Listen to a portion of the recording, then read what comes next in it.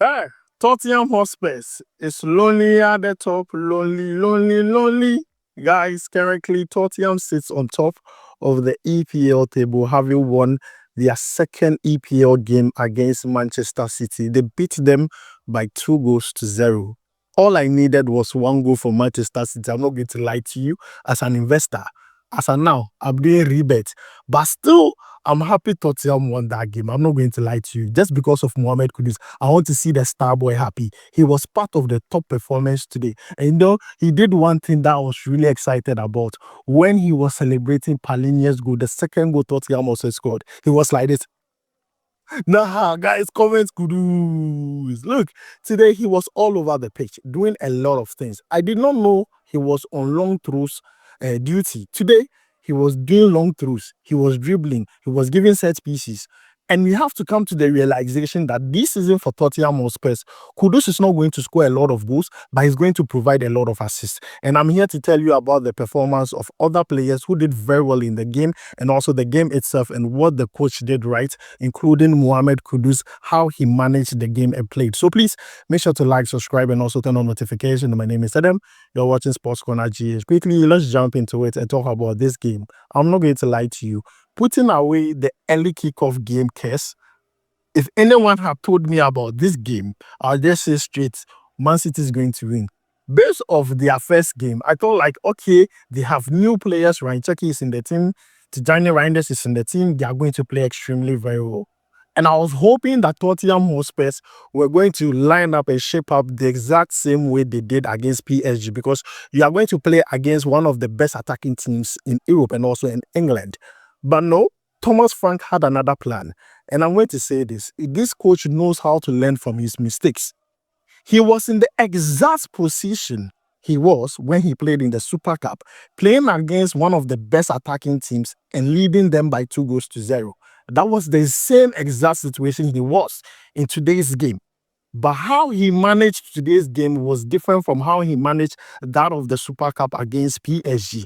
And I'm going to applaud the coach from learning from his mistake. He managed the game better in the second half. And the players, defensively, they were so good. And I loved every single thing they did. Man City, the cracks are there for all of us to see.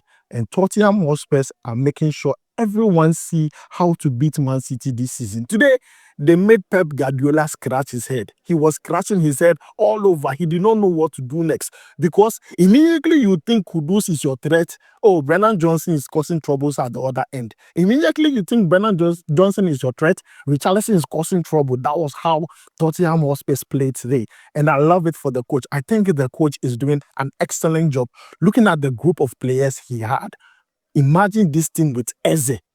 Look, Eze has gone to Arsenal. That is his loss. I'm not going to lie to you. Because I believe Tottenham Hotspurs this season are going to do a lot. They are going to play better because they have a very good coach. The coach who understands what it's all about.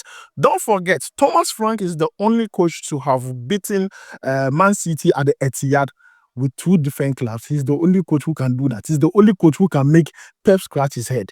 Look, I want to even talk about some of the key players and key moments in the game. Let me begin with Mohammed Kudus. Kudus today, I did not know could do long throws until I saw that game.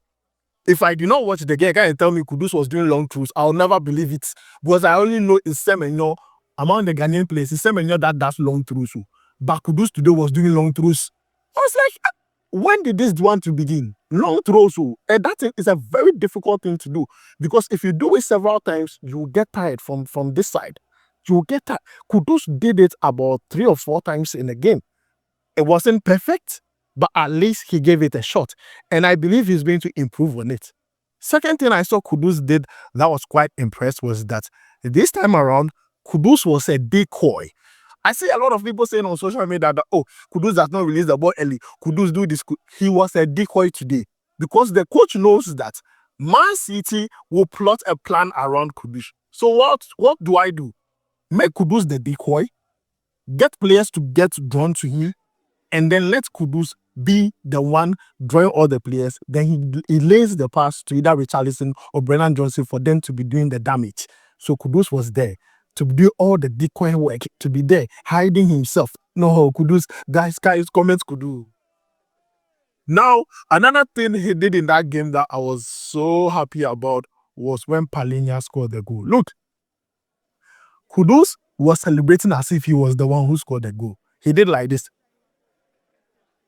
Look, when he did that, yeah, I was watching the game and I was really screaming as if it was Kudus that who scored the goal. I'm not going to lie to you. Kudus really loves Tottenham Hotspur. He also loves to win because imagine he was part of that West Ham team that lost yesterday to Chelsea by 5 goals to 1. Everyone would have been blaming Mohammed Kudus, but now he's part of the winning team and currently Tottenham sits on top of the table. You can't deny him that fact. Today he was that guy. And he wasn't the only one who performed very well in the game. I think Palhinha did an excellent job. Richarlison was there. He had an assist in the game. Brennan Johnson took advantage of the fact that Mohammed Kudus was the decoy in the team and he was becoming a danger at the other end and he had a goal today. Also, looking at Pape Matissa, he was superb. The goalkeeper, Vicario, did 2 important saves, one from Mamouche, one from Haaland. This play, that's why I say this game you can't have one player as man of the match. They are men of the match because so many players performed important roles that led to them winning the 2-0. Not every player had to score to get their flowers. That's why I'm giving Mohammed Kudus his flowers today. Because one other thing he did today that I was clapping was the fact that he could track back to help Pedro Porro. The number of balls he won today was just so good, so excellent. Defensively, he was so good. And let's not forget, he was the reason why Ednori was substituted out of the game. It's not like he went in with a hard tackle. It was Ednori who came to hit Mohammed Kudus at his own place. And they brought in Neta Aki to come and attack Mohammed Kudus. Even him, he was having a hard time against Kudus. As for Jeremy Doku, I'm sure he's going to tell Kudus, why did you do me that? Because immediately Doku came into the game, it was as if the coach told Kudus that, see, he's your Ghanaian brother. Make sure he does not do anything in the game. Doku did not get it easy. It wasn't Doku versus Pedro Porro. It was Doku versus Kudus. Kudus had that man tacking just to tack Jeremy Doku. That was what he was doing. For Man City, I'm not going to lie to you, it's early days to write them off. It's early days. Let's not forget they have new players. These new players need to gel with the team. Ryan Cherki did not play bad at all. He was excellent in the game, laying important passes in that game. I think he was one of the players that stood out for me for Man City. And I felt like the coaches of Man City, they delayed with their substitutions. I was hoping that Rodri and Foden would have come into that game long ago. Oscar Bob is not bad, but I felt like he stayed too long in the game. You understand? But regardless of all that, I'm still excited Mohammed Kudus had a very good game. Tottenham won. And I think Tottenham are going to continue to win games this season. If they can beat Man City, I'm crying for all the small and middle table teams because they are going to collect. They are good guys coming Tottenham. They are going to collect. Look, Tottenham are the dark horses. And at this point, every single player who is in a limbo on whether to come to Tottenham or not would be having a different mindset after seeing them play today. Savino, by this time, he should be rethinking his strategies like, hey, I have to move because Tottenham are really doing a good job. They play like a team. They all go forward, they all come back. The high pressing was working. Tottenham Hotspur, the high pressing was working. Their press is coordinated, which is something I love. Their pressing was coordinated. If one player moves, the other one is moving. Like, it was so coordinated that every single time in that game, it mostly worked. A few times in that game, that was when Man City were able to break off that. But today, everyone was on top of their game. And I'm not going to even leave the coach out of it. The coach did an excellent job because managing that game after taking a 2-goal lead is not easy against Man City. But the way they managed that game, oh, that was excellent. I'm not going to lie to you. Excellent. Everyone performed very well. So I'm not really centering this whole thing on Kudus as like one person who did very well. Kudus did well though, because of the number of things he did in the game. But also other players performed very well. Kudus was doing long throws. He was taking set pieces. He was dribbling. He was tracking back to defend. He was helping Pedro Porro. I think he did all that and he did it excellently. For those saying, oh, he did not score a goal, he did not give an assist, this is that. I need you guys to relax. At the right time, he's going to score a goal. For West Ham fans who are talking bad about Kudus, focus on yourself. West Ham, you have considered 8 goals in 2 games. What do you want again? Focus on yourself. Guys, let's talk about some statistics concerning that game and also concerning Mohammed Kudus. Now, in that game, he was rated 7.0 by SofaScore. He was rated 7.0 by SofaScore, which I think is a fair rating by SofaScore. I think he's part of the highest rated players on the pitch today.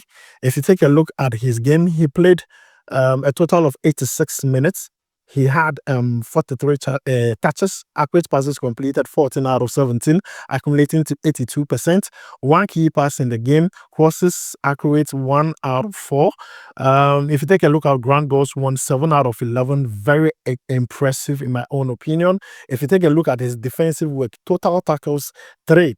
And I think if you take a look at the interceptions, he was given 0 here. But I beg to differ. He had some important interceptions in that game that were not recorded by SofaScore. But for me, Kudus performed very well alongside other players, Mickey van der Ven, Christian Romero, Pedro Porro, Palhinha, Brennan Johnson, which everyone in that Tottenham team performed very well, in my own opinion. So, guys, I'm going to leave it here. Mohammed Kudus did well. I loved what he did. I was impressed with what he did. Let me know your thoughts about it down below in the comments. Thanks for joining me. My name is Adam. I'll make sure to see you in the next one. Charlie, comment, Kudus.